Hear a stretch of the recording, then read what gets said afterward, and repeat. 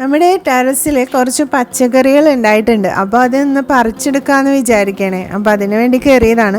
ഈ മാവിൽ നിറയെ മാങ്ങ, കണ്ണിമാങ്ങ ഉണ്ടായിരുന്നു. പൂത്തതായിരുന്നു നിറച്ചും. കുറേ കണ്ണിമാങ്ങ പിടിക്കുകയും ചെയ്തു. പക്ഷെ എല്ലാം ഇങ്ങനെ നല്ല വെയിൽ കൊണ്ടിട്ട് വാടിപ്പോയി. ലാസ്റ്റ് ഉള്ളത് ഈ ഒരു മാങ്ങ മാത്രമാണ് കേട്ടോ. പിന്നെ ശരിക്കും നോക്കുമ്പോഴാണ് കേട്ടോ ഈ ഇലയുടെ ഇടയിലായിട്ട് അവിടെ ഇവിടെയൊക്കെ ഓരോന്നുണ്ട്. അപ്പോൾ ദേ ആ മാങ്ങ പറിച്ചെടുത്തു. പിന്നെ നമ്മുടെ വഴുതനങ്ങയാണ് കേട്ടോ ഉള്ളത്. വഴുതനങ്ങ ഇതിന് മുമ്പും കുറേ ഉണ്ടായിട്ടുണ്ടായിരുന്നു. അപ്പോൾ അത് പറിച്ചെടുത്തു. പിന്നെ 2-3 ഞാനത് വിത്തിന് വേണ്ടിയിട്ട് നിർത്തിയതാണ്. അത് ഒരു ദിവസം പറിക്കാൻ വേണ്ടി ചെന്നപ്പോഴേ അതിലെന്തോ ഒക്കെ കടിച്ച് നമുക്ക് ഉപയോഗിക്കാൻ പറ്റില്ല. എന്താ കടിച്ചതെന്ന് നമുക്ക് കറക്റ്റായിട്ട് അറിയില്ലല്ലോ. അതുകൊണ്ട് ഞാനത് പറിച്ചില്ല. അപ്പോൾ അത് വിത്തിന് വേണ്ടിയിട്ട് ഇങ്ങനെ നിർത്തിയൊക്കെയാണ് കേട്ടോ. അപ്പോൾ ആ വഴുതനങ്ങ അത്രയും അവിടെ വെച്ചിട്ടുണ്ട്. വീടിൻ്റെ താഴ്ഭാഗത്ത് നമുക്ക് നടാന്ന് വെച്ചാലേ അവിടെ അധികം സ്ഥലമൊന്നും ഇല്ലാത്തത് കൊണ്ടാണ്. പിന്നെ ഈ ആദ്യം വഴുതനങ്ങയൊക്കെ ഞാൻ താഴെയാണ് വെച്ചിരുന്നത്. പിന്നെ നല്ല വെയിൽ കിട്ടാൻ വേണ്ടിയിട്ട് മുകളിലേക്ക് എടുത്ത് മാറ്റിയതാണ് കേട്ടോ.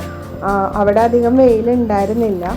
ഇപ്പോൾ ഇതേ മുകളിൽ വെച്ചപ്പോൾ നന്നായിട്ട് ഉണ്ടാവുന്നുണ്ട്. പക്ഷെ എന്താണെന്ന് വെച്ചാൽ ഇപ്പോൾ ഇലകളൊക്കെ ഒരു വെള്ള കളറാവും. അതുപോലെ പുഴുക്കളൊക്കെ വന്ന് നശിച്ച് പോകുന്നുണ്ടെല്ലാം.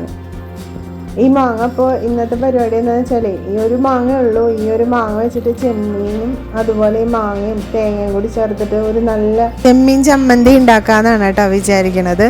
അപ്പോൾ ചെമ്മീൻ ചമ്മന്തിയും അതുപോലെ തന്നെ നമ്മുടെ വഴുതനങ്ങയും കൊണ്ട് എന്തെങ്കിലും ഒരു കറി ഉണ്ടാക്കാമെന്ന് വിചാരിക്കുന്നുണ്ട്.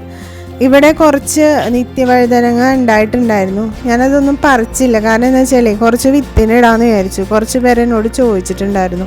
അപ്പോൾ അതൊക്കെ ഒന്ന് വിത്തിനിടാം. അപ്പോൾ വിത്തായി വരുന്നുണ്ട് കേട്ടോ. അത് അങ്ങനെ ഇത് വിത്തിനിട്ട് കൊടുത്തേക്കാണ്. അപ്പോൾ ഒരു 5-6 മതിയാവുമായിരിക്കും. കാരണം ഇതിൻ്റെ ഉള്ളിൽ 4 വിത്ത് വെച്ചുണ്ടാവും ഓരോ വഴുതനങ്ങയുടെ ഉള്ളിലും. അത് നല്ല വലിയ വഴുതനങ്ങയാണ് അത് തന്നെ. അങ്ങനെ അത് വിത്തിനിട്ടൊക്കെ നോക്കി. അതിൽ കുറച്ചൊക്കെ പറിച്ചെടുക്കാൻ പറ്റുന്നതുണ്ട്. പക്ഷേ ഇന്ന് നമുക്ക് അത്യാവശ്യമില്ല. നമുക്ക് വെറുതെ പച്ചക്കറി കുറേ പറിച്ച് വെച്ചിട്ട് അത് നശിപ്പിക്കണേലും ഭേദം ആവശ്യത്തിന് വന്ന് പറിച്ചെടുത്ത് അപ്പം തന്നെ ഫ്രഷായിട്ട് തന്നെ കറി വെക്കുക എന്നുള്ളതാണ് കേട്ടോ എൻ്റെ ഒരു പോളിസി.